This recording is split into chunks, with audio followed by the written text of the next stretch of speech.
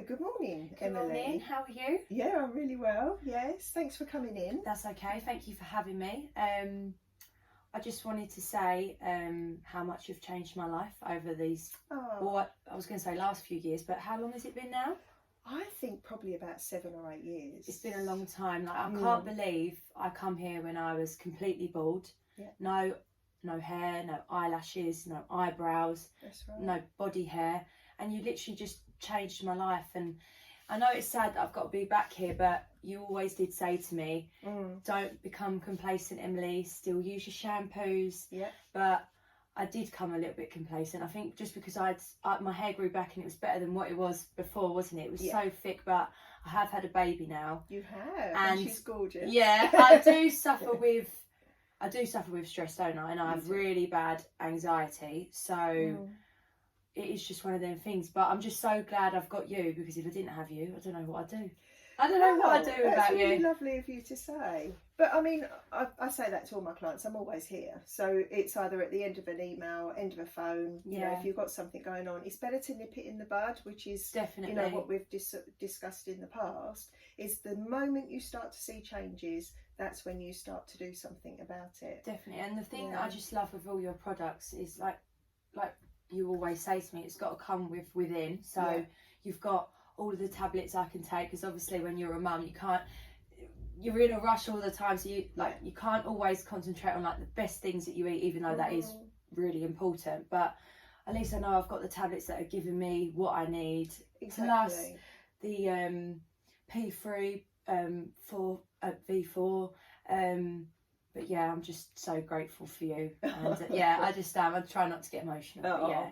Do you want to walk us through the journey? So when you first came to me, obviously you was wearing a wig, wasn't you? Yeah. And as I tried to explain, sometimes the wigs can exacerbate the hair loss. Yeah. So how did you feel going from, because it actually happened fairly quickly, didn't it? From no hair, wearing a wig, to you started having hair come through, and then it was a really cute little pixie cut, wasn't it? My hair it was growing like yours, wasn't it? And then it got to a bob, and then it just started to grow and grow. I will say the journey was difficult. It really was difficult. Like being a young girl and having literally it's crazy to think back of how I got through that, but I think I got through it with you. Having you, having mum was really supportive. My family, and I had my husband, he was so good. Like I used to sit there bald, and he'd go, "You're the most beautifulest girl in the world." And I think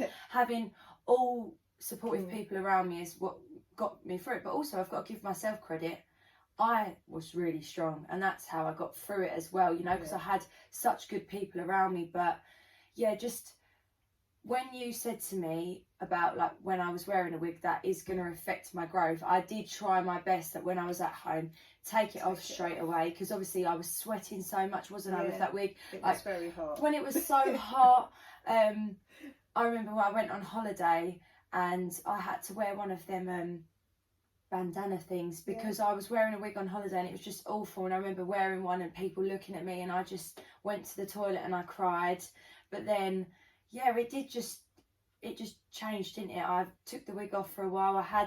I remember I had a cut like yours, but I had a big patch here. It was, but we was able to cover it a little bit. So it got long enough so that you could start to cover it, and then that gives you more confidence, doesn't it? So it's step by step. It's not one day, right, that's it, I'm not going to wear the wig anymore. It's okay, wear it less, do the treatment, put the lotions underneath so it stops the the sweat build up, and it's a whole routine of things. Definitely. And when people say, I've googled this and I'm going to do this, and it's one thing, and I'm thinking, it's not one thing, it's within, it's topical, it's absolutely everything. And it's what you're doing. And people think it's a quick process. Of course it's not. It's not a quick process. So people think, I'll put a little bit of rosemary oil on my hair, I'll put a bit of argan oil on my hair, and then in a few months time my hair, no, people don't know that stuff blocks your hair follicles, and it actually makes things worse.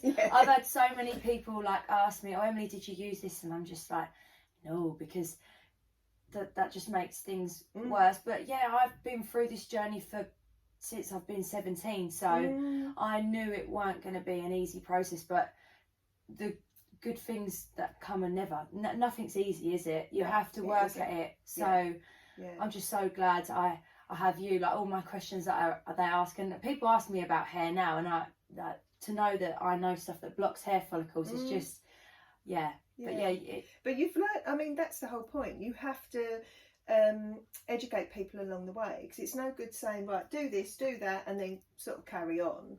It's got to be, this is why you're doing that. You're going to unblock the hair follicles that allow new healthy hair to grow.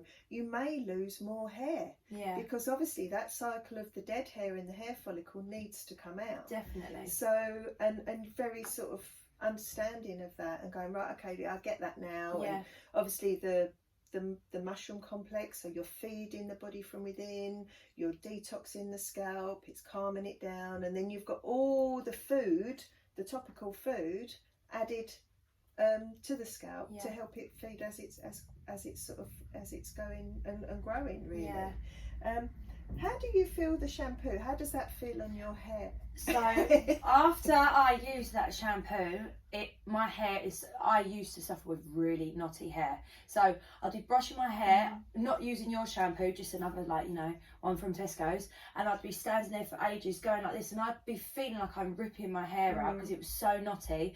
But I'm so thankful after I've used this shampoo, I brush, don't get me wrong, still the littlest bit knotty, like everyone's hair is, but I go like that and it's just so much better. Like this shampoo, obviously I've used both, but that's your preference. That's that my is preference. My hair is so soft after, so I really do like that one. And after, you know, you've put it on your hair, waited for about 5 minutes, and then put warm water on it, and I give it a good, what would you call this? Just a massage. A good massage. I give it a good massage, and it's perfect. Like, I would just say that's what it is. It's perfect. It's good for my hair. So and what's your routine now? How are you using? So say you've got your D2, your P3, and your V4, and your shampoo. So explain to people how you. Because I have got a little leaflet here with steps 1, 2, 3, 4, 5.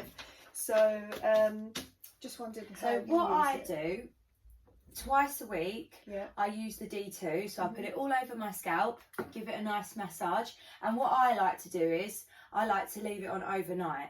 So then in the morning I get my shampoo I have a little bottle which is a little applicator. I think I've got them actually. Let's have a quick look. So here's a. So this actually comes with the shampoo, doesn't it? Yeah, so that's what's really handy. It comes with it. So I just squirt about, because obviously I've got quite long hair. It's different if you've got like short hair, but this lasts a long time as well. You don't realise, but it does last a long time. So that's what I really like about it as well. I put about that much in.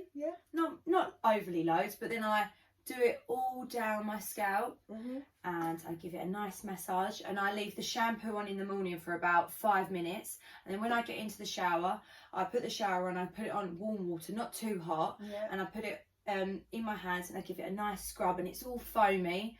And then once I've like done that, I leave that for about 2 minutes as well. Just what I like to do, because I like to leave these good products on for as much as I can, and then I wash it out. But what I also like to do is, because I'm doing it on my scalp, I just get the remainder of the shampoo and I just put it along my hair, and I just scrunch it in, and then I wash it all off. And does it feel like a conditioner when you do that? Do you know what? It does actually. Yeah, it does. It does feel like a conditioner. So it's like the best of both. It's a shampoo, but it's a conditioner as well. Exactly. So, I mean, if you've, like you say, if you've got very tangly hair, it's not going to get all the tangles out. No. But the aim is to give it a good brush through before you shampoo the hair, so you don't have those knots in. Definitely, because sometimes you just get into the shower and you haven't like brushed your hair, and you think, oh, why haven't I done that? So I do that, because obviously what you said, I give my hair a brush and then I do it. But yeah, after I've done that, I kind of get a towel and I rough dry my hair, so it's like rough dry, it's not like wet, but then I don't blow dry it actually. I then get my P3 and I spray that along my scalp, and then I give that a rub. I think the most important thing for people to know is that do massage it into your scalp. Yes, don't blow dry your hair. Don't blow dry your hair straight away. Give it a nice massage, and then I get the V4, which I really love this one. The smell of it is just and then you just give it, these are so precious, so I don't even want to open it. But yeah, you open it and then just go along your scalp as well, and then give that a nice massage. You don't be mindful of how much you use, but you know, use what you think that your scalp needs. Like, you know the length of your hair and how much you need. But if you've got patches, I would say what I used to do is really concentrate on the patches. Yeah. But if you haven't and your hair's just thinning, I would say the main thing is just to go along your scalp and then give it a really nice massage. So that's what I do. And obviously I take my tablets. I take 2 in the morning and 2 of an evening. I take 4.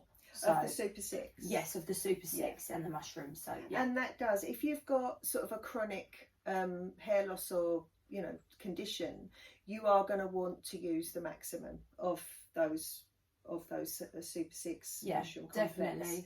Because if you are susceptible, especially to alopecia areata, that can come back if like, you know, if you're not well, or if you've got a little bit of a stress.